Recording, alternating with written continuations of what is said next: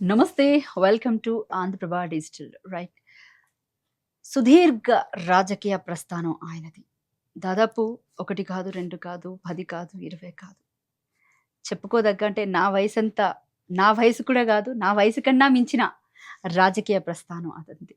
ప్రస్తుతం నాతో పాటు అయితే కేతిరెడ్డి సురేష్ రెడ్డి గారు ఉన్నారు. రాజ్యసభ ఎంపీ. ఆయన ఆల్రెడీ 4 సార్లు ఎమ్మెల్యేగా, అలాగే స్పీకర్‌గా, అలాగే అనేక పదవులు అనుభవించినటువంటి సురేష్ రెడ్డి గారు మనతో పాటు ఉన్నారు. ఆయనతో అసలు ఆయన రాజకీయ ప్రస్థానం గురించి చర్చించే ప్రయత్నం చేద్దాము. నమస్తే సార్.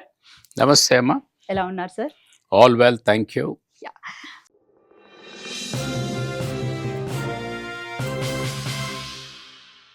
సో 1984లో అనుకుంటా మీ రాజకీయ ప్రస్తావన అనేది మొదలవ్వడం జరిగింది.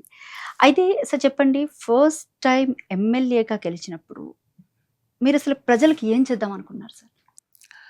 84లో మీరు చెప్పినట్టు I started my political journey అమ్మా. హ్మ్. అది కూడా ఒక చాలా అన్‌ఫార్చునేట్ సర్కమ్‌స్టాన్సెస్. హ్మ్. హ్మ్. అంటే ఆ టైంలో ఇందిరాగాంధీ గారి అసాసినేషన్ అయిన తర్వాత హ్మ్. రాజీవ్ గాంధీ గారు పిలిపిచ్చారు. హ్మ్. దేశంలో ఉన్న యువకులంతా కూడా దేశ సేవలో నాతో ఉండాలి అని చెప్పిన ఆ స్ఫూర్తితో రాజకీయాలకు ఎంటర్ కావటం జరిగేది. అఫ్కోర్స్ ఒక రాజకీయ కుటుంబంలో పెరిగాను కాబట్టి ఆ వాతావరణం కూడా ఉండేది. సో 84లో ఒక సామాన్య కార్యకర్తగా నా పొలిటికల్ జర్నీ ప్రారంభమైంది.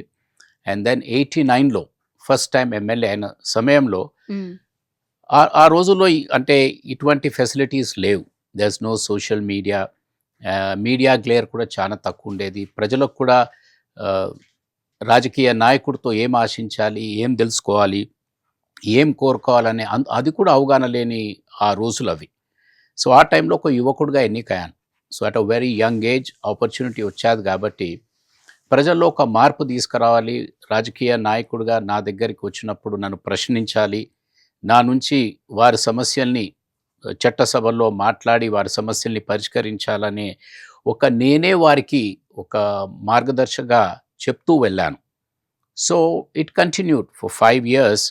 ఒక చాలా అండర్ డెవలప్డ్ నియోజకవర్గం నుంచి ఎమ్మెల్యే అయిన తరువాత ఫస్ట్ టర్మ్‌లనే చాలా స్కీమ్స్ టేకప్ చేయటం జరిగాది.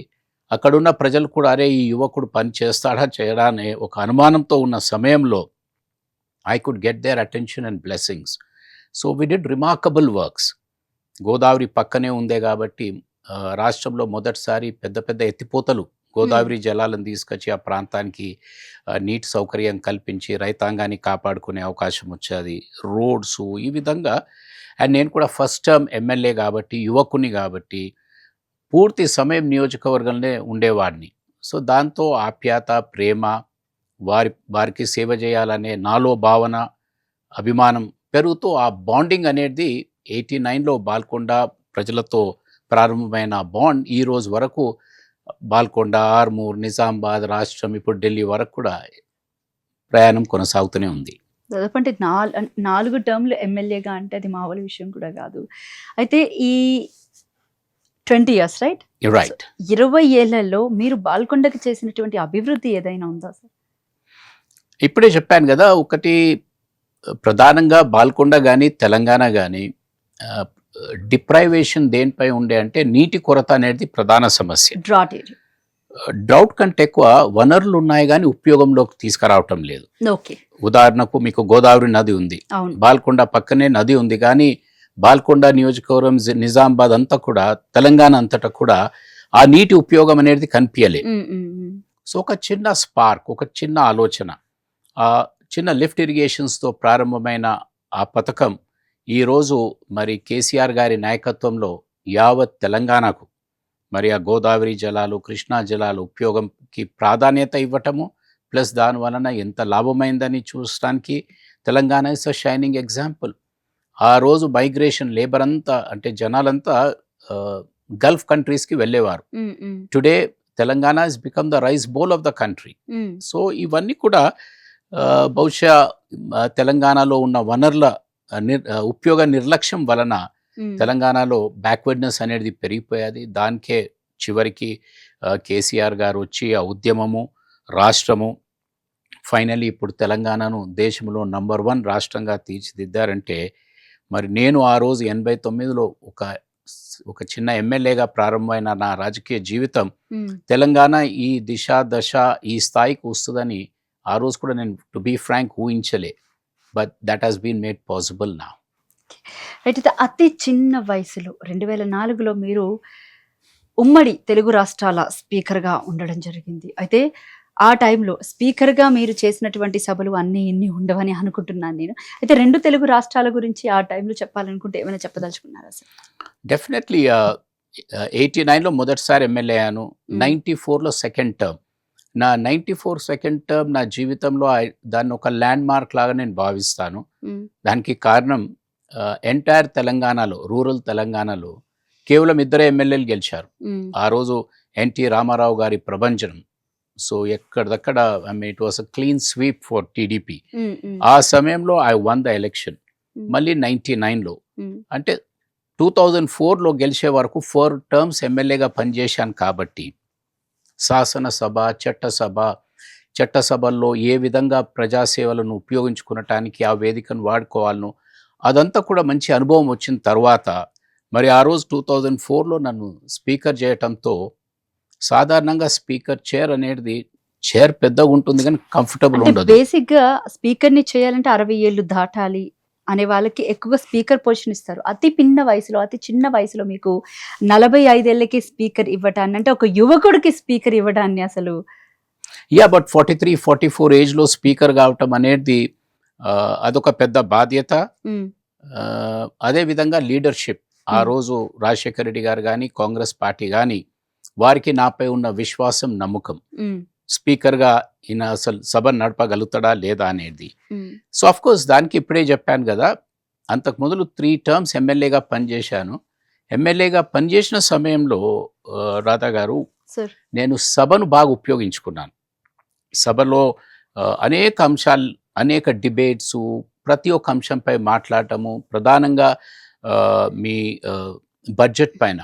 ఇప్పుడు ఆంధ్రప్రదేశ్ శాసనసభలో ఒక రికార్డ్ ఉంది. ఏంటంటే రోసయ్య గారు సుమారు 12, 13 సబ్జెక్టు కరెక్షన్ కంటిన్యూస్‌గా బడ్జెట్స్ ప్రవేశపెట్టారని. అది బహుశా మన దేశంలోనే ఒక రికార్డ్‌గా భావించొచ్చు. కానీ ఒకటి తెలియని విషయం ఏందంటే, నేను సుమారు 9, 10 బడ్జెట్స్ పైన ప్రతిపక్ష పార్టీలో నేనే లైన్‌గా ప్రసంగించాను. సో, ఇవన్నీ experiences I could gain. So, ఎప్పుడైతే స్పీకర్ అయ్యానో ఉమ్మడి రాష్ట్రానికి, ఐ వాస్ ఫుల్లీ కాన్ఫిడెంట్. ఈ సభ అనేది నాకు కొత్తగా అనిపియలే. చైర్ అనేది కంఫర్టబుల్ అనిపించాలి. దానికి కారణం ఒక యాక్టివ్ శాసనసభ్యుడిగా పనిచేశాను కాబట్టి that gave me an advantage. And the role of speaker మీరు చూస్తూనే ఉన్నారు. చాలా రోల్ డిఫైన్ అండ్ మారుతూనే ఉంటుంది రాజకీయ పరిస్థితులు, సభలో జరుగుతున్న వాతావరణంతో. But at a young age సభాపతి అయ్యాను కాబట్టి అండ్ దట్ టూ ఒక పెద్ద రాష్ట్రం 294 మెంబర్సు, 10 రాజకీయ పార్టీలు, మళ్ళీ ఇంపార్టెంట్ సీనియర్ లీడర్స్ అటు సీఎంగా రాజశేఖర్ రెడ్డి గారు, ప్రతిపక్ష నాయకులుగా చంద్రబాబు నాయుడు వారు plus a lot many leaders. So that of course itself was a challenge. But ఫ్రూట్ఫుల్గా జరిగాది. సభ కూడా బాగా జరిపాము. ఈరోజు కూడా నన్ను స్పీకర్ సురేష్ రెడ్డి అనే పిలుస్తారంటే I feel touched that probably I ran the house well అని. సో, అంటే అప్పుడు ప్రతిపక్ష పార్టీలకి బేసిక్‌గా అప్పుడున్న రాజకీయాలకి మీకేమైనా తేడా కనపడుతుందా? అంటే ప్రస్తుతం మీరు రాజ్యసభ ఎంపీగా ఉన్నప్పటికీ కూడా ఇప్పుడు బేసిక్‌గా ఎమ్మెల్యేలు కానివ్వండి సభలు బాగా జరుగుతుంటాయి. యాస్ ఎ స్పీకర్‌గా బేసిక్‌గా మీరు ప్రతిపక్ష పార్టీ నేతలకి ఎక్కువగా టైమ్ ఇస్తూ ఉండాలి. వాళ్ళు ఏం మాట్లాడుతున్నారో, వాళ్ళు ఏం చెప్తున్నారు అనేది వింటూ ఉండాలి. అయితే అవును. స్పీకర్ కట్ చేయడం అనేది ఎంతవరకు కరెక్ట్ అంటారు? అంటే ఆ టైంలో కాకుండా ఇప్పుడు జరుగుతున్న సభల గురించి ఎక్కువగా ప్రతిపక్షం వాళ్ళు ఆరోపిస్తున్నటువంటి మాట అంటే స్పీకర్ గారు మా స్పీకర్ కట్ చేస్తున్నారు, స్పీకర్ వారు మా స్పీకర్ కట్ చేస్తున్నారని. సో ఇలాంటి వాటికంటే ఏమైనా సమాధానం చెప్తారా సార్?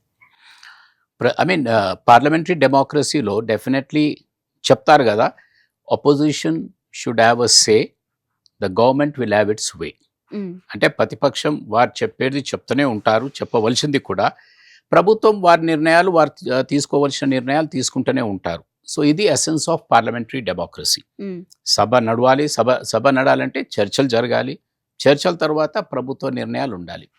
బట్ అఫ్ కోర్స్ మీరు అన్నట్టు గతానికి ఇప్పటికి పోల్చి చూస్తే కొంచెం చర్చలు అనేటివి తగ్గిపోతున్నాయి. ఉమ్, ఈ చర్చలు అనేటివి తగ్గటం కేవలం అంటే అసెంబ్లీకే పరిమితం కాదు. ఈరోజు పార్లమెంట్లో కూడా అదే పరిస్థితి ఉంది. So definitely they should be more debate. ఈ డిబేట్ ఎక్కువ రావాలంటే కొనసాగాలంటే దే ఆర్ 2-3 సజెషన్స్. ఒకటి ఏమైతుంది రాధా గారు ఇప్పుడంటే ఫండమెంటలీ సమయం అనేది తగ్గుతుంది. హౌస్ ఒక సభ ఇయర్లీ ఒక 20 డేస్ 40 డేస్ 60 డేస్ సభ సంఖ్య బట్టి నడవాలి. That time is not there. So దానివల్ల ఏమవుతుంది, తక్కువ సమయంలో ఉన్నప్పుడు హీట్ ఎక్కువ జనరేట్ అవుతుంది. అనేక పార్టీస్ మా ఇష్యూ అంటే ఏ ఇష్యూ చర్చకు రాదు, చివరికి హౌస్ అడ్జర్న్ అయిపోతుంది. సో అందుకే మన దేశంలో కానీ అంతర్జాతీయ ఈ పార్లమెంటరీ డెమోక్రసీలో మెయిన్ ఇష్యూ ఏమొస్తుందంటే the number of working days should increase. సభ ఎక్కువ సమయం నడుస్తూ ఉంటే సభ్యులకు అవకాశం వస్తుంది, చర్చలు జరుగుతూ ఉంటాయి. So that kind of creates interest. ఆ హీట్ కూడా తగ్గిపోతుంది. మీరు 4 రోజుల్లో ఇవన్నీ మాట్లాడమంటే కుదరదు కదా. సో యూ గివ్ ఇట్ 12 డేస్లో మాట్లాడండి అంటే దట్స్ మోర్ ఫ్లెక్సిబిలిటీ. సో ఇదొకటి. అండ్ రెండోది కోర్స్ ఈ సోషల్ మీడియా గ్లేర్ చాలా అయిన తర్వాత ఏదో ఒక టెండెన్సీ వచ్చేసేది మనలో. ఏంటంటే you have to speak to the gallery అని. సో దానివలన కూడా ప్రాబబ్లీ ఆ ఎసెన్స్ అంటే ఒక సీరియస్ చర్చ అనేది సభలో అది కొంచెం తగ్గుతున్నదనే ప్రమాదం ఉందనేది కూడా పొలిటికల్ కామెంటేటర్స్ అంతా కూడా వారి అభిప్రాయం వ్యక్తం చేస్తూనే ఉన్నారు. అండ్ ఇది it's a parliamentary democracy, evolve అవుతూనే ఉంటుంది. కాబట్టి ఈ రోజుతో మనం అయ్యో ఏమైనా ఇబ్బంది అవుతున్నదని అంత భయపడే పరిస్థితి ఏం లేదు. But we have to give it time. And fundamentally leadership, రాజకీయాల్లో ఎవరు వస్తున్నారు అనేది కూడా చాలా ఇంపార్టెంట్ ఈ రోజుల్లో. ఎందుకంటే నేను స్పీకర్గా ఉన్న సమయంలో వి ఇన్వైటెడ్ ఏపీజే అబ్దుల్ కలాం గారు, వారు రాష్ట్రపతిగా ఉండ్రి.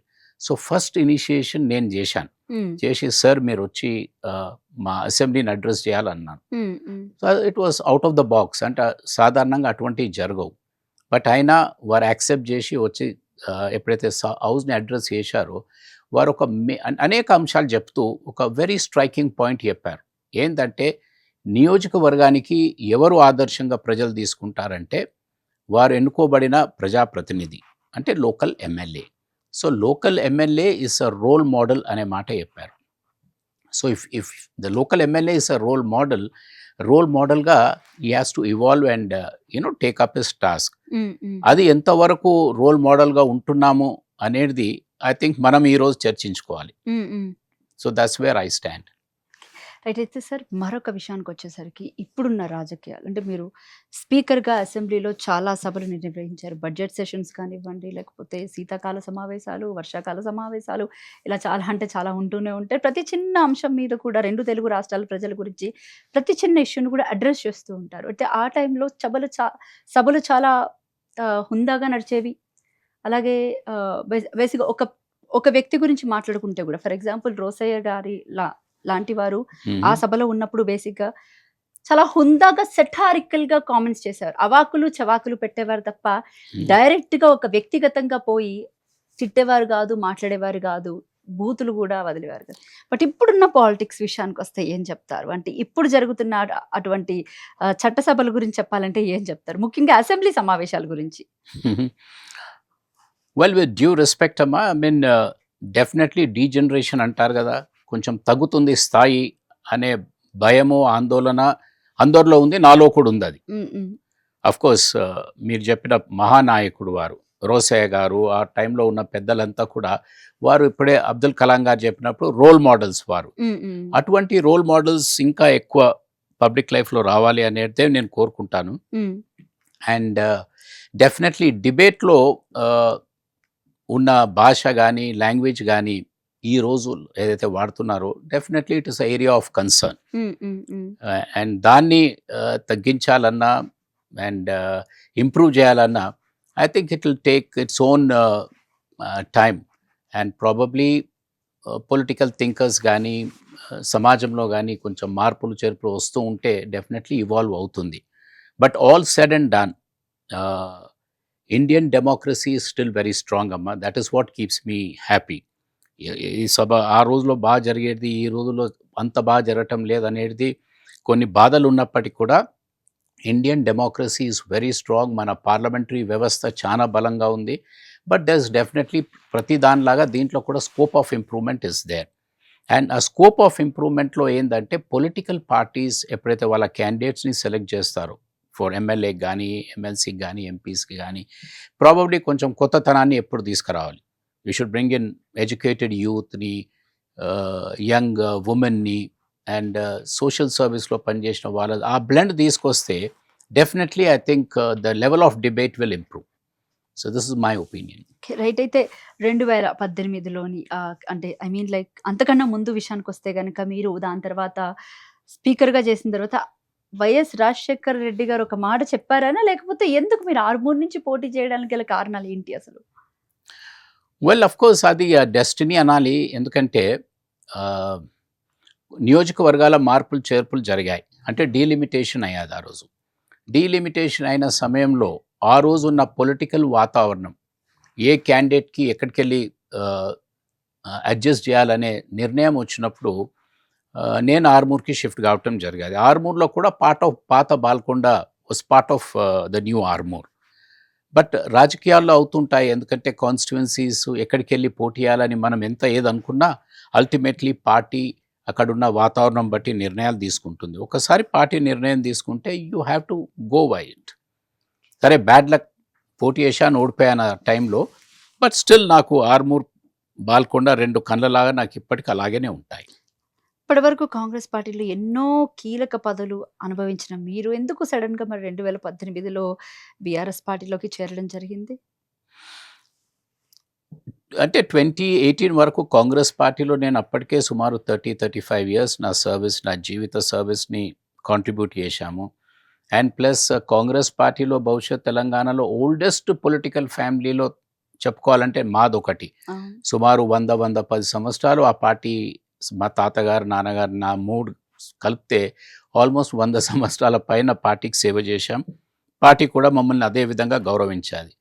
మార్పు అనేది ఎప్పుడైతే కేసీఆర్ గారు ఒక నిర్ణయం తీసుకొని తెలంగాణ అభివృద్ధికి అందరు రావాలి అనే మాట పిలిపించినప్పుడు, అంటే 2014 to 2018 అమ్మ కేసీఆర్ గారు చేస్తున్న అభివృద్ధి కార్యక్రమాలను చూశాను. వారి హ్యాండ్స్ని ఇంకా ఫర్దర్ స్ట్రెంగ్తన్ చేయాలి, వారి నాయకత్వాన్ని బలపరచాలి. ఎందుకంటే ఉద్యమాలతో త్యాగాలతో ప్రాణాల వదులుకొని తెలంగాణ సాధించడం అది ఒక సేఫ్ హ్యాండ్స్లో కొనసాగుతుంది. కాబట్టి నా అనుభవాన్ని కూడా వారితో పంచుకోవాలనే ఉద్దేశంతో ఆ రోజు కేసీఆర్ గారి నాయకత్వంలో పార్టీలో జాయిన్ కావటం జరిగేది. And plus from 18 till now బాగా వారు ఎట్లా ఆదేశాలు ఇస్తే ఆ విధంగా పార్టీ సేవలో, ప్రజాసేవలో కొనసాగుతూనే ఉన్నాను. But it was a major decision. నా రాజకీయ జీవితంలో అది పెద్ద డెసిషన్. But I'm happy. ఎందుకంటే ఇంత పోరాటంతో సాధించిన రాష్ట్రం ఈరోజు దేశంలో నంబర్ 1 రాష్ట్రంగా తీర్చిదిద్దారంటే డెఫినెట్లీ మాలాంటి వారు ఎందరు దాంట్లో కలిసినా తక్కువనే అని నేను భావిస్తాను. ఎందుకంటే at that point of time మన రాష్ట్రానికి ఒక బలమైన నాయకత్వం అవసరం ఉండే. తెలంగాణ వాస్ ఆన్ ట్రయల్ అంటారు. అంటే అసలు తెలంగాణ అనేది కొనసాగుతుందా లేదా, తెలంగాణ అనేది సక్సెస్ స్టోరీ అవుతుందా, లేకుంటే అయ్యో ఇంత ఉద్యమం చేసిన తర్వాత నిరాశ పడే ప్రమాదం ఉన్న సమయంలో ఐ ఫెల్ట్ దట్ ఆ రోజు కేసీఆర్ గారు ఇచ్చిన పిలుపుకు I should join him, strengthen his hands and definitely it proved a successful. అంటే నేను ఏదైతే నిర్ణయం తీసుకున్నానో ఆ నిర్ణయం కరెక్ట్ అని నేను ఈ రోజుకు భావిస్తాను. రెండోది, రాష్ట్రాన్ని కేసీఆర్ గారి నాయకత్వంలో ఒక స్ట్రాంగ్ పిల్లర్, అంటే బునియాది బలంగా చేయాలంటారు. ఫౌండేషన్ షుడ్ బి స్ట్రాంగ్ అంటారు. ఆ తర్వాత మీరు ఎన్ని ఫ్లోర్స్ కట్టుకుంటూ పోయినా ఇబ్బంది ఉండదు. అదేవిధంగా తెలంగాణ ఫౌండేషన్ బాగా స్ట్రెంగ్తన్ చేశారు కేసీఆర్ గారు. రేపు ఎవరున్నా మరి కొనసాగుతూనే ఉంటుంది అనే విధంగా అంత బలంగా వారు చేశారు. కాబట్టి మీ జాయినింగ్ నేను కాంగ్రెస్ వదిలి బీఆర్ఎస్ పార్టీలో చేరడం అనేది ఐ ఫీల్ ఇట్ నా కాంట్రిబ్యూషన్ కూడా ఈరోజు రాష్ట్రానికి వారిచ్చే అవకాశం ద్వారా చేస్తున్నాను. That gives me a lot of satisfaction. 2020లో మీకు రాజ్యసభ ఎంపీగా కేటాయించింది, ఫ్లోర్ లీడర్గా కూడా మీకు ఆపర్చునిటీ కూడా వచ్చింది. అయితే రైట్ సార్, ఈ 6 yearsలో యాజ్ ఎ ఎంపీగా మీరు చేసినటువంటి పనులు ఏమైనా ఉన్నాయా అసలు? డెఫినెట్లీ అమ్మ. ఇప్పుడు 20లో రాజ్యసభకి నామినేట్ అయిన తర్వాత ఆ రోజుల్లో రాష్ట్రంలో బీఆర్ఎస్ ప్రభుత్వం ఉండే. మాకు సుమారు 9 లోక్సభ ఎంపీస్, 7 రాజ్యసభ ఎంపీస్, ఆ టైంలో అంటే 16 ఎంపీలతో మేము ఢిల్లీలో అనేక అంశాలపై పోరాటం చేశాం. అఫ్కోర్స్ 1.5 ఇయర్ మాకు కోవిడ్లో పోయాది. అయితే మిగతా 4.5 ఇయర్స్ టైంలో అనేక అంశాలు, ఫర్ ఎగ్జాంపుల్ చూడండి, ఫార్మ్ బిల్స్, రైతు వ్యతిరేక చట్టాలు ఎప్పుడైతే హౌస్లో తీసుకొచ్చినప్పుడు రాజ్యసభలో ఫస్ట్ వ్యతిరేకం చేసిన పార్టీ బీఆర్ఎస్ పార్టీ, కేసీఆర్ గారి ఆదేశాలతో. దాంతో స్పార్క్ అయిపోయాది. స్పార్క్ అయి దేశమంతా ఇది రైతు వ్యతిరేక చట్టం అని చివరికి ప్రధానమంత్రి గారు దాన్ని విత్డ్రా చేసే పరిస్థితి దాకా తీసుకొచ్చాం. అంటే మా కాంట్రిబ్యూషన్ తక్కువ ఎక్కువ అని అనటం లేదు, but we started the spark in Rajya Sabha. అలాగే పార్లమెంట్ సభ్యుడు అన్నప్పుడు అనేక అంశాలపై మాట్లాడుతూనే ఉంటాం. సో నేను ఎంపీగా ఉన్న సమయంలో ఈ లాస్ట్ 4.5 ఇయర్స్లో అనేక అంశాలపై మాట్లాడడం జరిగాది. ప్రధానంగా తెలంగాణలో ఉన్న pending projects, AP reorganisation bill పైన, దీంతో పాటు మేజర్ ఇష్యూస్ పైన ప్రశ్నోత్తరాల సమయంలో కానీ, ప్రెసిడెంట్ అడ్రస్లో కానీ, బడ్జెట్లో కానీ అనేక అవెన్యూస్ని వాడుకున్నాం. దీంతో పాటు పార్లమెంట్లో ఏముంటుందంటే మేజర్ అడ్వాంటేజ్, ఒక పార్లమెంట్ సభ్యుడు ప్రైవేట్ బిల్ రావడానికి అవకాశం ఉంటుంది. అంటే ఒక ప్రైవేట్ మెంబర్ బిల్ అంటారు అనేక సబ్జెక్ట్స్ పైన. దాంట్లో నేను చేసింది ప్రత్యేకత ఏంటంటే తెలంగాణ ఏపీ రీఆర్గనైజేషన్ బిల్ పైన ఒక ప్రైవేట్ మెంబర్ బిల్ ప్రవేశపెట్టడం జరిగింది. ఎందుకంటే తెలంగాణలో అనేక అంశాలు ఇంకా పెండింగ్లో ఉన్నాయి. ఇవన్నీ కూడా కేంద్ర ప్రభుత్వం ఇంకా డిలే చేస్తుంది కాబట్టి నేనే ఒక సభ్యుడిగా చట్టాన్ని సభలో ప్రవేశపెట్టడం జరిగాది. రెండోది మోస్ట్ ఇంపార్టెంట్ ఏంటంటే హేట్ స్పీచ్ అనేది ఈరోజు సుప్రీంకోర్టు కూడా కేంద్ర ప్రభుత్వానికి సూచిస్తూనే ఉంది. ఏమనంటే మీరు చట్టం చేయండి అని. రాష్ట్రాలు కూడా ఆలోచనలో ఉన్నారు. కానీ నేను ఆల్రెడీ ఒక హేట్ స్పీచ్ పైన చట్టాన్ని రెడీ చేసి పార్లమెంట్లో ప్రజెంట్ చేయటం జరిగేది. అదేవిధంగా డొమెస్టిక్ ఉమెన్కి ఈ డెలివరీ టైంలో వారికి లీవ్, లక్షలాది మంది పేద మహిళలు ఇళ్లల్లో అన్ఆర్గనైజ్ సెక్టర్లో వాళ్ళు పనిచేస్తూనే ఉంటారు. వారు ఎప్పుడైతే ప్రెగ్నెంట్ అయిన సమయంలో డెలివరీ పీరియడ్లో వారికి లీవ్ అనేది గవర్నమెంట్ హెల్ప్ కానీ ఏదైతే రావాలనో దాంట్లో కూడా చాలా నిర్లక్ష్యం జరుగుతుంది. దానిపై ఒక చట్టం తీసుకురావటం జరిగేది. సో ఇవన్నీ కూడా ఒక పార్లమెంట్ సభ్యుడిగా బీఆర్ఎస్ పార్టీ కేసీఆర్ గారు నాకు ఇచ్చిన అవకాశాన్ని ఢిల్లీలో మాట్లాడడం జరుగుతుంది. మూడోది మోస్ట్ ఇంపార్టెంట్ ఏంటంటే ఏ చట్టసభలో అయినా మన మాటతోనే గవర్నమెంట్ అనేది ఆకర్షకులు అవుతారు. So I'm able to attract the government. ఈరోజు మేము కేవలం 4 సభ్యులు ఉన్నాం, అది కూడా రాజ్యసభకే పరిమితమై. అండ్ రాజ్యసభలో కూడా మీ సంఖ్య బట్టే టైం ఇస్తుండ్రు, ఎంతంత మాట్లాడటానికి స్కోప్ ఉండదు. But within the available time we are be able to raise so many issues. So ఒక బీఆర్ఎస్ పార్టీ ఉంది, తెలంగాణ రాష్ట్రం ఉంది, కేసీఆర్ గారి నాయకత్వంలో అధికారం లేకపోయినా వీరు పోరాడుతున్నారు అనేది కూడా we are setting a good example. And ప్రధానంగా ప్రజలకు అవగాహన లేని, వారి దృష్టిలో రాని అంశం ఒకటి ప్రధానంగా ఉంటుందమ్మా. ఎంతసేపు ఒక పార్లమెంట్ మెంబర్ అయినా, అసెంబ్లీ మెంబర్ అయినా మీరు టీవీలో కనిపిస్తేనే ఈ మెంబర్ యాక్టివ్ ఉన్నాడని భావిస్తారు. కానీ పార్లమెంట్ నడవని సమయంలో, అసెంబ్లీ సమయంలో కమిటీస్ ఉంటాయి. ఆ కమిటీస్లో చాలా సీరియస్ వర్క్ అవుతుంది. అది యాక్చువల్ ఫంక్షనింగ్ ఆఫ్ పార్లమెంట్ కానీ అసెంబ్లీ అని నేను భావిస్తాను. ఎప్పుడైతే పార్లమెంటరీ కమిటీస్ కానీ బలంగా పనిచేస్తే చాలా అంశాలకు పరిష్కారం వస్తుంది. సో ఈ కమిటీస్లో కూడా నేను చాలా యాక్టివ్గా పనిచేస్తూనే ఉంటాను. సో అనేక కమిటీస్లో సభ్యుడిగా we have made a lot of contribution. ఈరోజు ఢిల్లీలో ఏదైతే చట్టాలు వస్తుంటాయో ఆ చట్టాలకు అనేక సూచనలు మా ద్వారా వచ్చిన సూచనలు కూడా యాక్సెప్ట్ అయ్యి చట్టాల్లో మార్పులు వస్తున్నాయి. సో ఇవన్నీ కూడా నాన్ పొలిటికల్ ఇష్యూసు. అంటే దీంట్లో మసాలా ఉండదు మాట్లాడేటప్పుడు, కానీ ప్రజలకు లాభం అవుతుంది, దేశానికి లాభం అవుతుంది. ఇప్పుడు నేను ఆయనను విమర్శించడం, ఆయన నన్ను విమర్శించడమే హెడ్లైన్స్ అవుతుంది. బట్ హియర్ ఇది ఒక జనరేషనే కాక ఫ్యూచర్ జనరేషన్స్ కూడా ఉపయోగపడే అంశాలు ఇవన్నీ. ఇదంతా కూడా మన రాజకీయ అనుభవాన్ని ఆ చట్టసభల్లో కానీ కమిటీస్లో కానీ ఉపయోగించి చట్టాల్లో మార్పు తీసుకురావడానికి మాలాంటి వాళ్ళని చాలామంది పార్లమెంట్లో పనిచేస్తూనే ఉన్నాం. సో అది మాకు great satisfaction and we feel very proud of it. ఇప్పటి వరకు పార్లమెంట్ సెషన్స్లో అంటే దాదాపు 6 ఏళ్ళు రాజ్యసభ ఎంపీగా ఉన్నారు కాబట్టి ఎన్ని క్వశ్చన్స్ మీరు లేవనెత్తారు సార్? వెల్ ఎగ్జాక్ట్ నంబర్ అయితే తెలియదమ్మా నాకు రైట్ నౌ ఇమీడియట్ చెప్పమంటే. బట్ ఐ కెన్ బీ రాజ్యసభలో బహుశా టాప్ 15-20 మెంబర్స్లో నా సంఖ్య ఉంటుంది. హండ్రెడ్స్ ఆఫ్ క్వశ్చన్స్ రేస్ చేశాము, వందల ప్రశ్నలు ఆ, రాయటం జరిగేది, దానికి రిటర్న్ రిప్లైస్ కూడా రావటం జరిగేది. దాంతోపాటు అనేక మేజర్ డిబేట్స్ పైన పార్టిసిపేట్ అయ్యాం.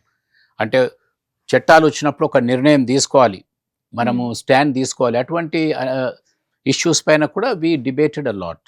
బిల్స్ పైన కానివ్వండి, బడ్జెట్ పైన కానివ్వండి, రాష్ట్రపతి గారి ప్రసంగం పైన కానివ్వండి, లేకుంటే సాధారణంగా జనరల్ డిస్కషన్స్. ఇప్పుడు రాజ్యాంగంపై చర్చ అని ప్రత్యేక చర్చ పెట్టారు, అదేవిధంగా వందే మాత్రంపై ప్రత్యేక చర్చ అని పెట్టారు. సో ఇవన్నీ డిబేట్స్లో కూడా బీఆర్ఎస్ పార్టీ రిప్రజెంటేటివ్గా, ఫ్లోర్ లీడర్గా నాకు అవకాశం వచ్చేది కాబట్టి యాక్టివ్లీ పార్టిసిపేట్ అయ్యి వి left a mark.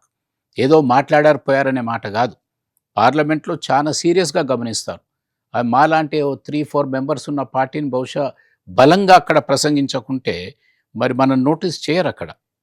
So we made a very strong representation. మా నాయకులు కేసీఆర్ గారు మాకు ఎట్లా సూచనలు, అడ్వైజ్ ఇచ్చారో దాన్ని తీసుకెళ్ళి అదే విధంగా అక్కడ రిప్రజెంటేషన్ చేయడం జరిగింది. వందే మాత్రం మీద చర్చ జరిగినప్పుడు రీసెంట్ గానే జరిగినట్టు ఉంది కదా. సో అవును. అది 2 స్టాండర్జాల నుంచి ఇంకా దాన్ని పెంచుతూ కూడా ఇప్పటి నుంచి దాన్ని పూర్తి స్థాయిలో పాడాలి అని చెప్పేసని ఒకటి స్ట్రిక్ట్ అవును. రూల్ తీసుకురావడం జరిగింది. సో దాని మీద మీ ఒపీనియన్ ఏంటి సార్ అసలు?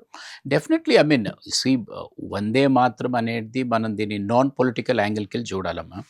ఎంతసేపు ఇది ఒక పోలరైజేషన్ రాజకీయ వాతావరణంలో ఇది ఉపయోగపడుతుందనే ఆ లైన్కి వెళ్ళి చూస్తే తప్పది. వందే మాత్రం అనేది ఇది ఒక కులానికి, మతానికి సంబంధం లేని అంశం. ఇది డెఫినెట్లీ మన ఒక జాతీయ గీతం. సో ప్రత్యేకంగా యువకుల్లో ఆ స్ఫూర్తి, ఆ జాతీయ భావాలు రావాలంటే ఇటువంటి definitely we should take it up. కారణం ఏంటంటే ఇప్పుడు ఆల్మోస్ట్ 80 years అయిపోతుంది మనకు స్వాతంత్రం వచ్చి. సో ఈ కొత్త జనరేషన్లో ప్రాబ్లీ ఆ పాత లీడర్షిప్, ఫ్రీడమ్ స్ట్రగుల్ ఎలా జరిగేది అనేది బహుశా అది తప్పు కూడా ఏం కాదు, ఎందుకంటే వాళ్ళకి ఐడియానే ఉండదు. సో ఇటువంటి దీంతో ఒక పేట్రియాటిజం కానీ, ఒక నేషనల్ ఫ్లేవర్ కానీ, ఒక మంచి చిన్నప్పటి నుంచే పిల్లల్లో ఆ దేశభక్తి భావాలు కానీ రావడానికి it will be it good idea. It's a very positive థింకింగ్తో ఆలోచిస్తే it is a good thing. Right. అంటే వందే మాత్రం పాడడం పట్ల చాలా మంది కూడా, కొంతమంది అంటే ముస్లిమ్స్ కూడా దీని మీద అభ్యంతరం వ్యక్తం చేశారు అని చెప్పేసని, అలాగే కొన్ని విషయాలు ముఖ్యంగా హిందూ దేవుళ్ళకి సంబంధించినటువంటి వర్డ్స్ ఉన్నాయి అని చెప్పేసి ఇలాంటి కాంట్రవర్సీలకి కూడా తెరలేపినటువంటి అంశం పార్లమెంట్లో కూడా ఈ ప్రస్తావన కూడా తీసుకురావడం జరిగింది. ఏం చెప్తారు సార్? డెఫినెట్లీ దాని ఇంటర్ప్రిటేషన్ అంటే దాన్ని మీరు ఎలా తింపుకొని వాడుకుంటే అలా. ఇప్పుడు పోలరైజేషన్ అంటే అదే కదా, ఒక మతానికి సంబంధం ఉన్న దేవుళ్ళ పేరే చెప్తాను అంటే మీరు ఒక విధంగా దాన్ని పొలిటికలైజ్గా కమ్యూనలైజ్ చేసే ప్రయత్నం చేస్తున్నారు. ఇప్పుడు నేను చెప్పినట్టు చెప్తే ఇది ఈ కులము, ఈ మతం కాదు, ఈ ప్రాంతం కాదు, it is all the country as such అని ఆ లైన్ మీరు తీసుకుంటే డెఫినెట్లీ ఇట్ విల్ నాట్ అది ఏం ఎఫెక్ట్ రాదనేదే మా ఒపీనియన్. అండ్ కంట్రీ ఫస్ట్, దేశం మొదలు అనే అంశంతో మనం మొదలు పెడితే డెఫినెట్లీ ఈ పొలిటికల్ యాంగిల్కి వెళ్ళి ఆలోచించే వారు కూడా బహుశా ఓవర్ పీరియడ్ ఆఫ్ టైం తగ్గిపోతుంది అనేది ఒపీనియన్. రైట్. అయితే రీసెంట్గా బడ్జెట్ సమావేశాలు జరిగాయి. సో పార్లమెంట్ సమావేశాలు సరిగ్గా జరుగుతున్నాయి అనే అనుమానం వస్తుంది. దీనిపై మీరు ఏమంటారు సార్? వెల్ సభలు జరుగుతున్నాయి కానీ చర్చలు జరగటం లేదు, అల్లరి ఎక్కువైతుంది, బట్ కంటెంట్ రావటం లేదు, చర్చలు అక్కడ డిబేట్స్ కొనసాగటం లేదు. సో డెఫినెట్లీ దీని వలన ప్రజలకు ఉపయోగం అనేది ఏమి ఉండదు దీంట్లో. But at the same time అల్లరితో కూడా అప్పుడప్పుడు పరిష్కారాలు అవుతాయి. ప్రతి అల్లరితో ఇది ఏదో వీళ్ళు నాయకులు కేవలం అల్లరి చేస్తుండ్రు అనేది కాదు, అంటే నాట్ రెగ్యులర్ పాండమోనియం, అంటే ప్రతిరోజు అల్లరి చేయటం అనేది it's not a good thing. But on a sensitive issue అప్పుడప్పుడు అల్లరి చేస్తే ప్రభుత్వానికి కూడా కన్నువిప్పులాగా అవుతుంది, ప్రజల్లో కూడా ఒక అవగాహన వస్తుంది, ఇట్ ఈస్ సంథింగ్ సీరియస్ అని, గవర్నమెంట్ మీద ప్రెషర్ పడుతుంది. So these are part of parliamentary essentials. ఇవి జరుగుతూనే ఉంటాయి. ఇది కేవలం ఇండియాలోనే కాదు, ప్రపంచం అంతా కూడా సభలలో అల్లరి అవుతుంది. కానీ కేవలం అల్లరే అయింది, చర్చ ఏం జరగలేదంటే that doesn't reflect well for the country. So but fortunately ఇప్పుడు ఏమైందంటే లోక్సభలో అల్లరి జరిగినా రాజ్యసభ కొనసాగుతూనే ఉంది. రాజ్యసభ లోక్సభని ఎలా ట్రీట్ చేస్తారమ్మా అంటే ఒక కప్ సాసర్ లాగా. కప్ అంటే వేడి ఎక్కువ ఉంటుంది, రాజ్యసభని ఏమంటారంటే సాసర్ అంటారు. ఆ వేడి ఉన్న కప్లది సాసర్లో పోస్తే కొంచెం హీట్ తగ్గిపోతుంది కదా, అప్పుడు హాయిగా మీరు టీ కాఫీ తీసుకుంటారు. ఉమ్, సో ఈ కప్ సాసర్ థియరీలో సాసర్ ఇప్పుడు బాగా పనిచేస్తుంది. అంటే Rajya Sabha is functioning very well. మీరు ఇంత అల్లర్లు జరిగినప్పటికీ కూడా ఈరోజు చూడండి, Rajya Sabha functioning is going on well. అనేక బిల్స్ పాస్ అవుతున్నాయి, బడ్జెట్పై చర్చ జరుగుతుంది, రాష్ట్రపతి ప్రసంగం జరిగేది. సో మోస్ట్లీ పెద్దల సభ అనే ఆ గౌరవాన్ని definitely we are safeguarding it and house is functioning to its essence. ఎట్లా జరగాలో అట్లా జరుగుతుంది. లోక్సభ లోక్సభ కొంచెం ఫైర్ బ్రాండ్ ఉంది, కొన్ని ఇష్యూస్ టేకప్ అయ్యాయి కాబట్టి అప్పుడప్పుడు ఒక సెషన్ 2 సెషన్స్ వాష్ అవుట్ అయితే అంటారు. అంటే ఈ వారం రోజులు సభ నడిచింది, ఏం చర్చ జరగలేదు అనే అంశం వచ్చినప్పుడు దాంట్లో 2 తీర్లు ఉంటాయి. సమయం వేస్ట్ అయింది అనేది ఒక భావన ఉన్నప్పుడు, ఒక ప్రధాన అంశాన్ని బయట తీసుకొచ్చే ప్రయత్నం జరిగింది అనేది కూడా ప్రజలలో కొంచెం చర్చనీయ అంశంగా మార్చడానికి కూడా స్కోప్ ఉంటుంది. రీసెంట్ గా ఓం బిర్లా గారిపై అవిశ్వాస తీర్మానం పెట్టడాన్ని ఏ రకంగా చూస్తారు మహిళలందరూ కలిపి? వెల్, అవిశ్వాస తీర్మానం సభాపతి పెట్టడం అనేది చాలా లిమిటెడ్గా, అంటే వెరీ కేర్ఫుల్గా ఉపయోగించుకోవాలి. అది ఆ చట్టంలో అవకాశం ఉన్నప్పటికీ కూడా మీరు దాన్ని వాడుతున్నారంటే చాలా జాగ్రత్తగా వాడాలి. ప్రభుత్వంపై అవిశ్వాస తీర్మానం అనేది కామన్ అది. ఎందుకంటే ప్రతిపక్షం ఉన్నప్పుడు మీరు ప్రభుత్వం సరిగ్గా పనిచేస్తలేదని అవిశ్వాసం పెట్టడం అనేది it is a normal parliamentary practice.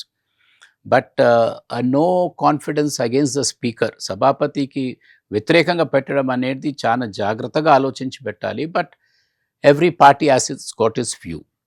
I personally would feel, అంటే నా పర్సనల్ అభిప్రాయం వస్తే మాత్రం సభాపతితో మాట్లాడండి, persuade him, talk to him. ప్రభుత్వంపై ఒత్తిడి పెట్టండి. ఎందుకంటే చైర్ అంటాం మనం, సభాపతి అంటే చైర్ అంటే మన అందరిది, అధికార పార్టీది, ప్రతిపక్ష పార్టీది. But it is very unfortunate. All I can say is it's very unfortunate that no confidence has been moved against the honourable speaker. Well, time will tell అది మంచిదా చెడ్డదా నిర్ణయం అనేది సమయం చెప్తుంది మనకు. రైట్. అయితే విపక్ష నాయకుడు రాహుల్ గాంధీ నవరనే బుక్ను తీసుకొచ్చి చైనా అంటే చైనా మీద అంటే మాట్లాడడం కూడా జరిగింది. అసలు ఆ బుక్ను పబ్లిష్ కాలేదని కేంద్రం చెబుతుంది. మరి పార్లమెంట్ రూల్స్ ప్రకారం ఇలా చేయొచ్చా సార్ అసలు? వెల్, ఫండమెంటలీ అది ఒక మ్యాగజైన్లో వచ్చింది. రాహుల్ గాంధీ గారు చెప్పిన సమయంలో ఒక మ్యాగజైన్లో స్టోరీ ప్రింట్ అయింది. ఆ మ్యాగజైన్ గురించే చెప్పారు ఆ రోజు. అయితే అబ్జెక్షన్ ఏమొచ్చిందంటే ఆ బుక్కే ప్రింట్ కాని బుక్ పైన మీరు ఎలా చర్చిస్తున్నారు అనేది అబ్జెక్షన్ వచ్చాయి. రాహుల్ గాంధీ ఏమో మ్యాగజైన్లో వచ్చిన సబ్జెక్ట్పై చర్చించడానికి వారు ముందుకొచ్చారు.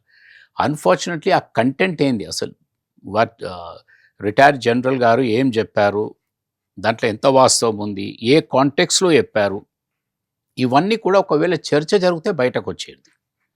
కానీ అది ఎట్లయిపోయాదంటే ఒక ఫిలింలో ఒక ట్రైలర్ చూపించినట్టు చూసి వదిలేశారు. సో దాంతో ప్రజలలో స్పెక్యులేషన్ చాలా వస్తుంది. ఇఫ్ ద హోల్ అంశాన్ని డిబేట్కి తీసుకొస్తే రాహుల్ గాంధీ గారు వారు చెప్పేది వారు చెప్తుండ్రి, అండ్ ప్రైమ్ మినిస్టర్ కానీ డిఫెన్స్ మినిస్టర్ కానీ వారి వివరణ వారు ఇచ్చేవారు. బట్ అన్ఫార్చునేట్లీ అది చర్చకు రాలే కదా. So it didn't come out in open. దీనివల్ల ఏమైందంటే ప్రభుత్వ వర్షన్ ఏముండే అనే దానిపై వీఆర్ స్టిల్ అవైటింగ్ ఇట్. ప్రపంచంలో ఇప్పుడు ఇండియా ఇంపార్టెన్స్ పెరిగినట్లని మనం భావించవచ్చా సార్? 100%. మన ఇంపార్టెన్స్ పెరగటమే కాదు, మనపై పెద్ద బాధ్యత కూడా ఉందనే అంశాన్ని కూడా మనం ఒకటి గుర్తించాలి. ఎందుకంటే ప్రపంచంలో ఆర్థిక బలమే ఇంపార్టెంట్ కాదు, ఫండమెంటల్గా ప్రజాస్వామ్యం అనేది ఇంపార్టెంట్. అది పీపుల్స్ పవర్. భారతదేశం ఏంటంటే ఆర్థికంగా పవర్ఫుల్ అవుతుంది, ప్లస్ ఒక ప్రజాస్వామ్య దేశంగా గుర్తింపు పొందేది. ప్రజాస్వామ్య దేశంగా గుర్తింపు పొందేది కాబట్టే మిగతా దేశాలంతా కూడా మన వైపు చూస్తుంటారు. Look south, look towards India అంటారు. ఒక కన్సర్న్ ఏముంది మన దేశంలో అంటే అసమత్యాలు, ఇన్ఈక్వాలిటీ అనేది చాలా ఉంది. సో ఈ అంశం అనేది ఇది నాకు భయం అనేది, బాధ అనేది ఈ ఇన్ఈక్వాలిటీ పైనే ఉంటుంది. ఇన్ఈక్వాలిటీ ఈ లెవెల్లో ఉండొద్దు, తగ్గించి కొంచెము ఆ ఇన్ఈక్వాలిటీ అనేది దాన్ని తగ్గించే ప్రయత్నంలో గవర్నమెంట్ షుడ్ టేక్ ఇనిషియేటివ్స్. ఆ ఇనిషియేటివ్స్ అనేటివి కూడా చట్టసభల్లో కానీ, అసెంబ్లీలో కానీ, పార్లమెంట్లో కానీ there should be a constant debate. Economic పాలసీస్లో కానీ, గవర్నమెంట్ బడ్జెట్లో కానివ్వండి, అడ్మినిస్ట్రేటివ్ రిఫార్మ్స్లో కానీ, ఇవన్నీ కూడా పెద్ద ఎత్తున తీసుకొచ్చి చివరికి మనము 5వ ఆర్థిక బలమైన దేశం అని బయట ప్రపంచానికి గర్వంగా చెప్పుకున్నా మనం చివరికి 5వ ఇన్ఈక్వల్ దేశంగా కూడా గుర్తింపు పొందాం. అంటే ఉన్నవారికి, లేని వారికి వ్యత్యాసం ఉన్న దేశాల్లో మనం కూడా ఒక టాప్ దేశంగా ఉన్నామంటే that is not a good sign. But there should be an improvement on that. అన్ని దేశాలు మనతో ట్రేడ్ డీల్స్ కుదుర్చుకుంటున్నాయి కదా! అంటే హ్మ్. ఇప్పుడు ఈ దీన్ని మనం అసలు ఏ రకంగా చూడొచ్చంటారు? అంటే అన్ని దేశాలు కూడా మనతో ట్రేడ్ డీల్స్ కుదుర్చుకోవడానికి ముందుకొస్తున్నాయి. రైట్. రీసెంట్‌గా కూడా మనం చూసుకున్నట్లయితే అమెరికా ట్రేడ్ డీల్ విషయంలో కూడా మనకి రైట్. దాదాపు టారిఫ్‌లు విషయంలో కూడా ఏమైనా చెప్తారా సార్? అంటే ముందు మనకి 18% అంటే 50% టారిఫ్ అని చెప్పేసని అన్నారు. దాని తర్వాత 18%కి తీసుకొచ్చారు. అండ్ అలాగే ఇప్పుడు రీసెంట్‌గా కూడా అంటే అమెరికా సుప్రీం కోర్ట్ ఏదైతే ఈ టారిఫ్‌ల విషయంలో డొనాల్డ్ ట్రంప్‌కి అమెరికా అధ్యక్షుడికి ఏదైతే ఇది కరెక్ట్ కాదు అని చెప్పేసని అన్నారో దాని తర్వాత గ్లోబల్ టారిఫ్ విధించడాన్ని ఏ రకంగా చూస్తారసలు? వెల్ ఫండమెంటలీ గుడ్ సైన్ ఏందంటే ప్రపంచం అంతటా చైనా నుంచి మొదలు పెడితే అమెరికా వరకు, యూరోపియన్ యూనియను, బ్రెజిలు, సో ప్రపంచంలో 4 భాగాల నుంచి కూడా they are looking towards India for business trade. దాంతో మనకేం అర్థమవుతుంది? India is a progressing country. ఇక్కడ అవకాశాలున్నాయి. ఇండియాతో వ్యాపారాలు పెట్టుకుంటే మనం లాభపడతాము. ఇండియా కూడా లాభపడుతుందని ఒక నమ్మకం. ఆ నమ్మకం రావడానికి ప్రధాన కారణం ఏంటంటే ఇప్పుడే నేను చెప్పినట్టు, ఒకటి మనం ఒక బలమైన ప్రజాస్వామ్య దేశం. రెండవది ఇక్కడున్న స్కిల్ లేబర్ గానీ, మ్యాన్ పవర్ గానీ మన భారతదేశంలో ఉందనేది కూడా ఇట్ ఈస్ గ్లోబలీ రికగ్నైజ్డ్. ఈరోజు అమెరికాతో టారిఫ్ విషయంలో వస్తే ఇండియా ఐసోలేషన్‌లో లేదు గదమ్మా! ఇండియాతో ఎలా ఆడుకుంటున్నాడో ట్రంప్ అన్ని దేశాలతో అలానే జరుగుతుంది. సో కాబట్టి ఇండియా ఇన్ ఐసోలేషన్ ఎఫెక్ట్ అవుతుంది టారిఫ్‌తోననేది ఆ భయం లేదు మనకు. ఎందుకంటే మన నెగోషియేషన్స్ జరుగుతూ ఉన్నాయి. Today or tomorrow they will conclude on it and definitely it will be reasonably favourable. But what impresses ఈరోజు ప్రపంచం అనేది ముందట్లా లేదు. అంటే గతంలో ఏముండేది, either you are tied with Russia or you are tied with America. ఏదో ఒక స్టాండ్ తీసుకోవాలి. Or either you are non aligned. But ఇప్పుడు ఏందంటే మల్టీ అలైన్మెంట్స్ జరుగుతున్నాయి. మీరు ఒక డీల్ చైనాతో చేసుకుంటారు, ఒక డీల్ యూఎస్ఏతో చేసుకుంటారు, ఒక డీల్ రష్యాతో రష్యాతో. చేసుకున్నారు. Definitely. So it is an open platform. So ఈ అవకాశాలు అంటే ప్రపంచమంతా కూడా ఈ దిశలో ప్రయాణిస్తున్న సమయంలో ఇండియా పొటెన్షియల్ అనేది మనం సంపూర్ణంగా వాడుకుంటున్నాం ఇప్పుడు. ఇండియాలో మీకు హ్యూమన్ రిసోర్స్ ఉంది. కాబట్టి ఈరోజు European union mother of all deals అంటున్నారు. అన్నిటికంటే పెద్ద డీల్ మాతో జరిగాదని.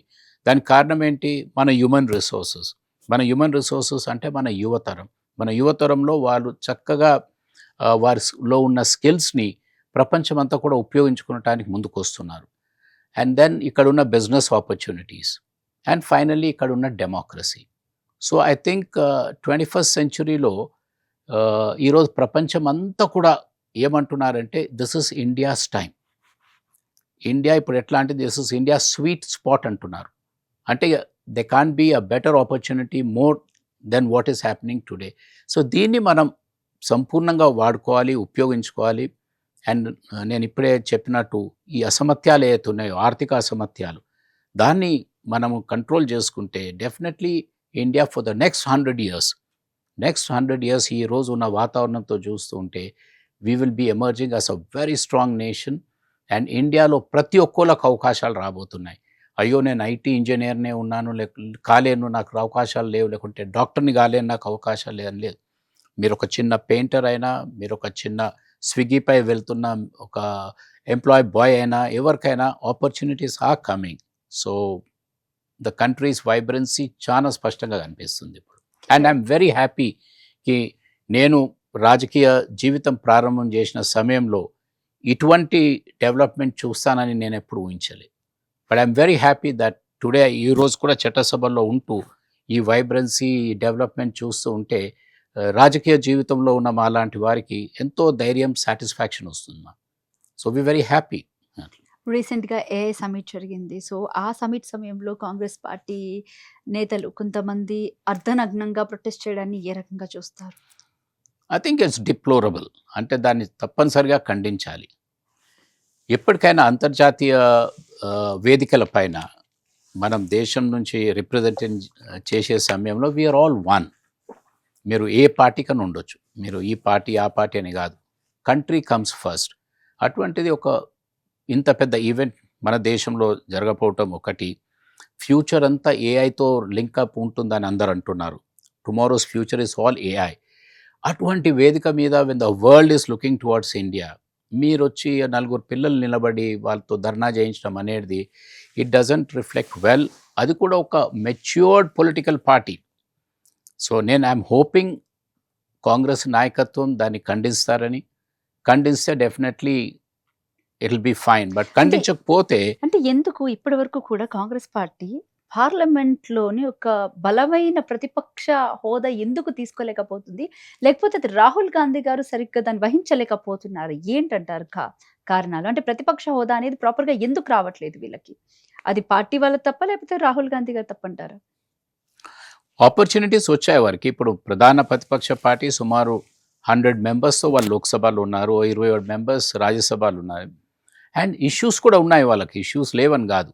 సో వాట్ ఈస్ మిస్సింగ్ అనేది నేను చెప్పలేను కానీ, బట్ డెఫినెట్లీ కాంగ్రెస్ పార్టీ ఒక మెయిన్ అపోజిషన్ పార్టీ కాబట్టి, ఏదైతే అధికార పార్టీపై ఎంతైతే బాధ్యత ఉంటుందో దేశాన్ని నడిపేది, అపోజిషన్ పార్టీ కాంగ్రెస్ ప్రధాన పార్టీ కాబట్టి they also have to share an equal responsibility.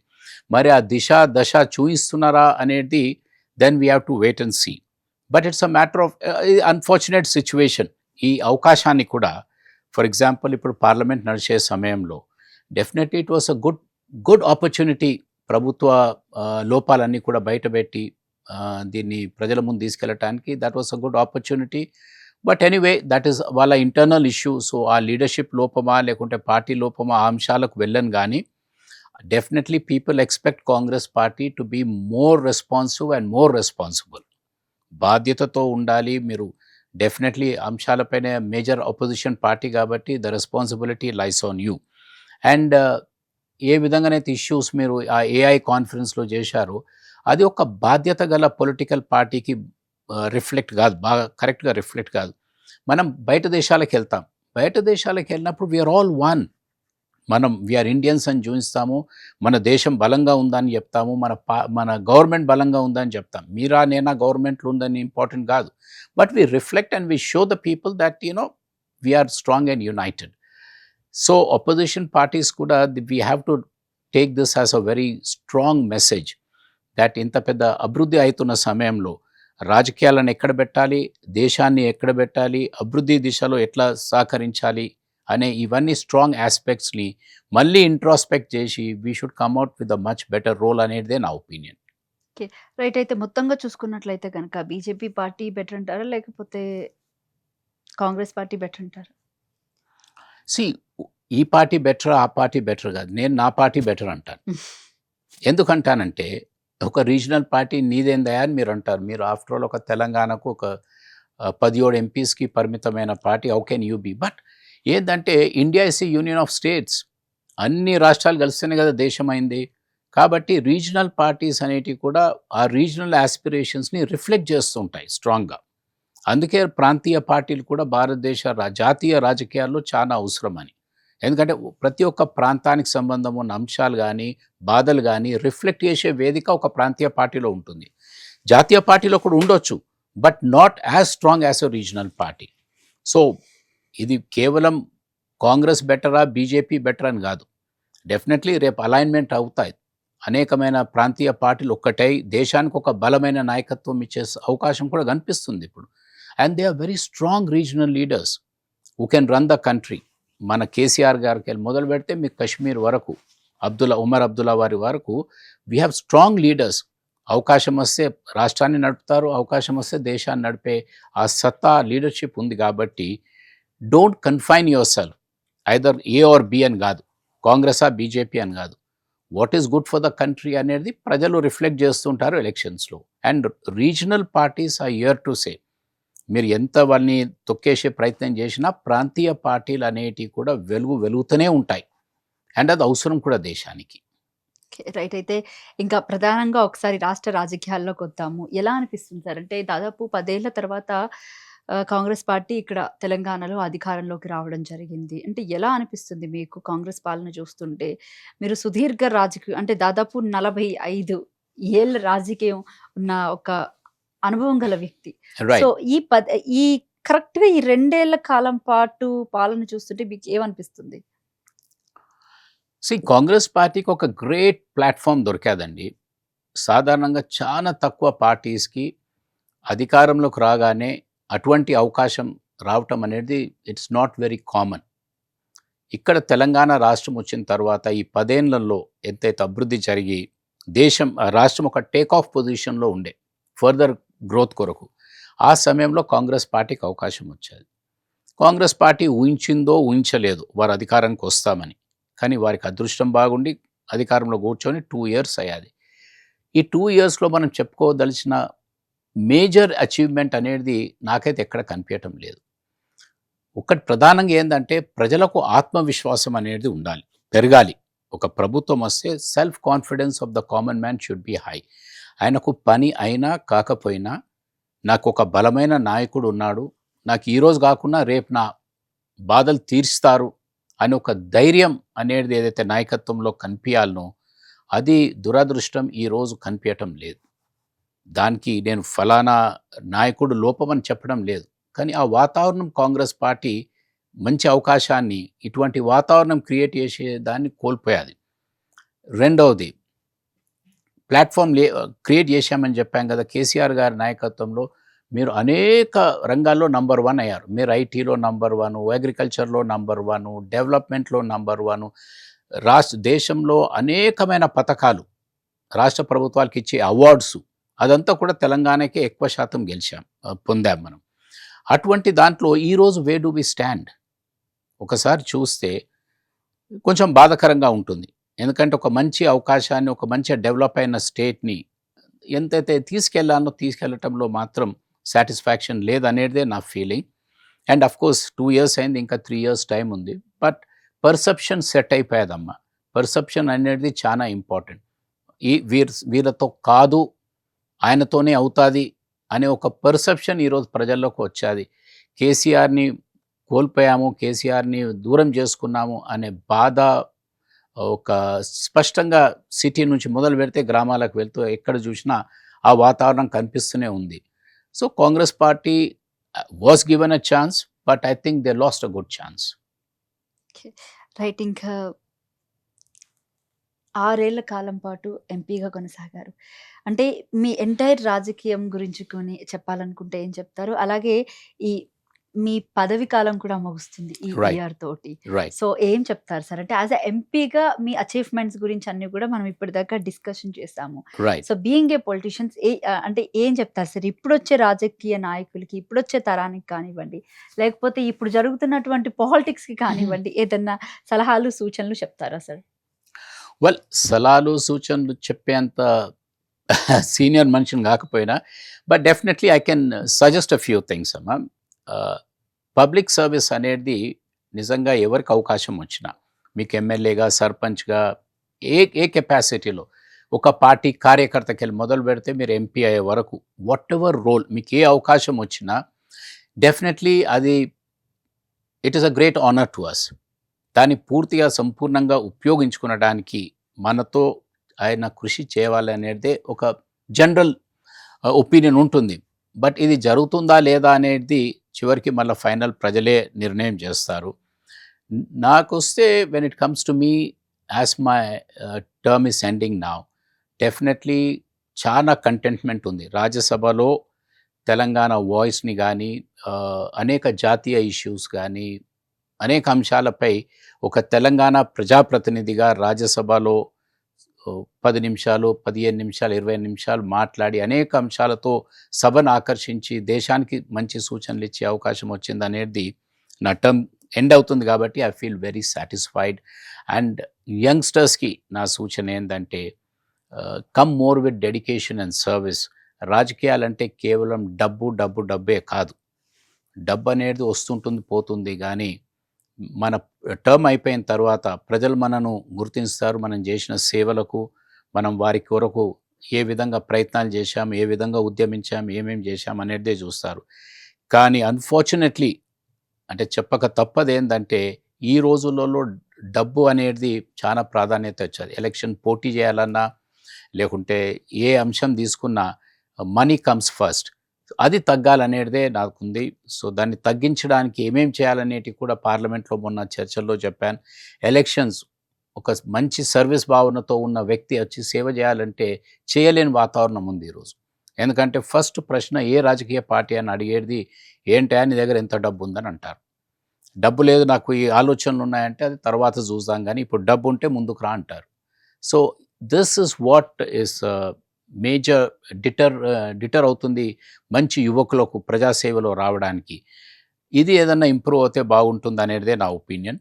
And plus of course చెప్తూనే వచ్చాను కదా, we are in a very nice country. మనం ఒక మంచి టైంలో ఉన్నారు.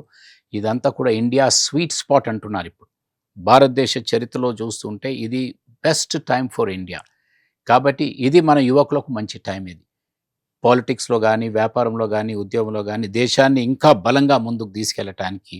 And I'm confident that irrespective ఎవరు అధికారంలో ఉన్నా లేకున్నా మన యువశక్తి దేశాన్ని ఆ బలాన్ని మంచి ఆర్థికంగా, సామాజికంగా బలమయ్యటానికి ఉపయోగపడుతుందనేదే నా కాన్ఫిడెన్స్. అయితే చెప్పండి సార్, నిజంగానే 10 ఏళ్లలో తెలంగాణ రాష్ట్రం అంతా అభివృద్ధి చెందిందంటారా? ఎందుకంటే మీరు 2004లో మీరు బేసిక్‌గా స్పీకర్‌గా ఉంటే, కేసీఆర్ గారేమో సెంట్రల్ మినిస్టర్‌గా ఉండడం జరిగింది. అయితే ఆ టైం నుంచి అంటే ఇప్పటి వరకు కూడా మీరు బేసిక్‌గా ఆయన పోరాటం అంతా జరుగుతున్న టైంలో ఉధృతంగా ఉన్న టైంలో ఇంకా 2009లో ఆయన ఒక స్టాండ్ తీసుకోవడం జరిగింది. So lot of things happen on that time. So అంటే అప్పుడున్న టైం నుంచి ఇప్పుడున్న టైం వరకు చూసుకున్నట్లయితే నిజంగానే తెలంగాణ రాష్ట్రం మీరు ఆ టైంలో కాంగ్రెస్ పార్టీలో ఉన్నారు ఉన్నారు. కాబట్టి ఆయన కూడా మేబీ కాంగ్రెస్ పార్టీ అయి ఉంటారు. అంటే నిజంగానే అంత అభివృద్ధి జరిగిందా అసలు? వెల్ 2014 కంటే మొదలు 2014 తర్వాత అభివృద్ధి అయిందా కాలేదా అనే ప్రశ్న మనం కేవలం మాటలతో కాదు, లేకుంటే నా పొలిటికల్ స్టాండ్తో ఏర్పడే అంశం కాదు. హ్మ్. ఇదంతా కూడా గవర్నమెంట్ ఆఫ్ ఇండియా ఇస్తున్న లెక్కలమ్మ. ఇప్పుడు పర్ క్యాపిటా అంటారు. పర్ క్యాపిటాలో ప్రతి మనిషి ఆదాయం ఎట్లుందనేది చూస్తే ఈరోజు భారతదేశంలో per capita Telangana is number 1. Okay. ఇప్పుడే చెప్పాం కదా, వరి పంటలో ఈరోజు ఇప్పుడు కాంగ్రెస్ ప్రభుత్వం ఉంది, వాళ్ళు కూడా అంటున్నారు వరిలో మేము నంబర్ 1 అయ్యామని. ఎలా నంబర్ 1 అయ్యారు? బికాజ్ ఆఫ్ ఇరిగేషన్ ఫెసిలిటీస్ ఇవన్నిటితోని. కాబట్టి అనేక దేంట్లో అంటే ఎక్కువ సమయం తీసుకోలేకుండా ఒకటే చెప్పదలుచుకుని ఏంటంటే 2014 కంటే మొదలున్న తెలంగాణ ఈరోజు 2026లో ఉన్న తెలంగాణను ఈ లాస్ట్ 12 ఇయర్స్లో చూస్తే డెఫినెట్లీ అంటే డెవలపే కాదు, మోస్ట్ డెవలప్డ్ స్టేట్ కింద ఒక హై లెవెల్ అభివృద్ధి చెందిన రాష్ట్రంలో 4-5 ఉంటే దాంట్లో తెలంగాణ ఈరోజు టాప్ ఉంది. ప్రధానంగా దక్షిణ భారతదేశంలో ఇంకా మనం టాప్లో ఉన్నాం. సో గత ఆంధ్రప్రదేశ్తో ఈరోజు మనం పోల్చి చూస్తే నిన్నటి వరకు ఆంధ్ర అంటే నెల్లూరు, వైజాగ్ అంటే పెద్ద అభివృద్ధి చెందిన జిల్లాలుగా భావించేవాళ్ళం. కానీ ఈరోజు మన మారుమూల ఆదిలాబాద్ లాంటి జిల్లా కూడా నెల్లూరు కంటే బెటర్ ల్యాండ్ వాల్యూ ఉన్న జిల్లాగా మారాది. సో ఈరోజు మీరు నెల్లూరులో ఒక 1 acre భూమి కొనండి, లేకుంటే ఆదిలాబాద్లో కొంటే Adilabad is more expensive. So ఇదంతా రిఫ్లెక్ట్ అవుతుంది కదా. డెవలప్మెంట్ ఉంటేనే కదా అక్కడ పోయి పెట్టుబడి పెడుతున్నారు, డబ్బు ఉంటేనే కదా అక్కడ పోయి భూములు కొంటున్నారు. సో ఇదంతా కూడా లాస్ట్ 10 ఇయర్స్లో రిమార్కబుల్ అచీవ్మెంట్. అంటే ఇది కేసీఆర్ గారి ప్లానింగ్ అని చెప్తూ ముఖ్యంగా ఏంటంటే తెలంగాణకి ఇంత బలం ఉండేది, తెలంగాణ డెవలప్ అవటానికి ఇంత స్కోప్ ఉండే, తెలంగాణ దేశంలో నంబర్ అయ్యటానికి అవకాశాలు ఉండే. గతంలో చేసుకోలేదు కాబట్టి ఒక కంబైన్డ్ స్టేట్లో ఇప్పుడు చేశాము and we have proved it. So Telangana per say definitely is very strong. ఇవన్నీ కూడా గవర్నమెంట్ ఆఫ్ ఇండియా పారామీటర్సే చూపిస్తున్నాయి, గవర్నమెంట్ ఆఫ్ ఇచ్చిన లెక్కలే చూపిస్తున్నాయి, గవర్నమెంట్ ఆఫ్ ఇండియా పార్లమెంట్లో చెప్తున్న జవాబులే చూపిస్తున్నాయి. సో మీకు ఎటువంటి అనుమానం అవసరం లేదు. Hyderabad and Telangana is one of the top states in the country. Right. Thank you sir. Thank you so much. మీ విలువైన సమయాన్ని మాకు కేటాయించినందుకు. ఇది కేతిరెడ్డి సురేష్ రెడ్డి గారితో ప్రత్యేక ఇంటర్వ్యూ. మరొక ఇంటర్వ్యూతో మళ్ళీ కలుద్దాం. Thank you.